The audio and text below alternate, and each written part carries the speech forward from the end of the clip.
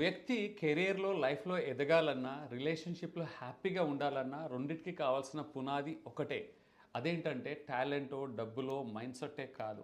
ఇవి ఇంపార్టెంటే కానీ దానికంటే కూడా చాలా ఇంపార్టెంట్ కావాల్సింది ఏంటంటే, ఆ వ్యక్తికి రిజెక్షన్‌ని హ్యాండిల్ చేయడం తెలియాలి. సెట్ బ్యాక్స్‌ని, ఫెయిల్యూర్స్‌ని ఫేస్ చేసే ధైర్యం ఉండాలి.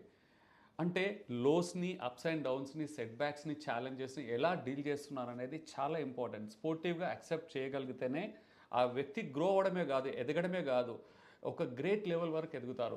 అంటే ఇక్కడ ప్రతి ఫెయిల్యూర్‌లో, సెట్ బ్యాక్స్‌లో, రిజెక్షన్‌లో ఒక పాఠాన్ని లైఫ్ లెర్నింగ్ అంటే ఆ లెసన్‌ని నేర్చుకొని, యాక్సెప్ట్ చేసి స్పోర్టివ్‌గా ముందుకెళ్ళినప్పుడే కేవలం కెరియర్‌లోనే కాదు, బిజినెస్‌లోనో, ఎంప్లాయ్‌మెంట్‌లోనే కాదు, ఈవెన్ బంధంలో, రిలేషన్‌షిప్‌లో కూడా హ్యాపీగా, సంతోషంగా ముందుకెళ్ళగలుగుతాడు.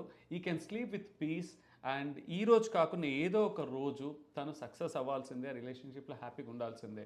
ఇది చెప్పడానికి చాలా సింపుల్‌గా ఉన్నా, చేయడానికి చాలా కష్టం. కొంతమంది కామెంట్స్ కూడా వేస్తుండొచ్చు. చాలా ఈజీ కదా! నువ్వు కూడా అలాగే చెప్తున్నావు అని. అయితే ఐ బిలీవ్ ఇన్ క్రెడిబిలిటీ. చెప్పడమే కాదు, I always walk the talk. ఒక 4 ఇయర్స్ కిందట జో స్టాక్స్ వీడియో ఉంటుంది. నా లైఫ్ స్ట్రగుల్స్ గురించి, నేను ఎదిగిన దాని గురించి.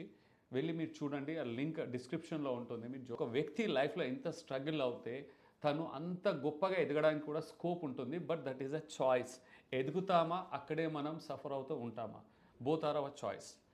మీరేమంటారు? మీ ఒపీనియన్స్‌ని, మీ థాట్స్‌ని కింద కమెంట్స్‌లో షేర్ చేయండి. Stay blessed and stay connected.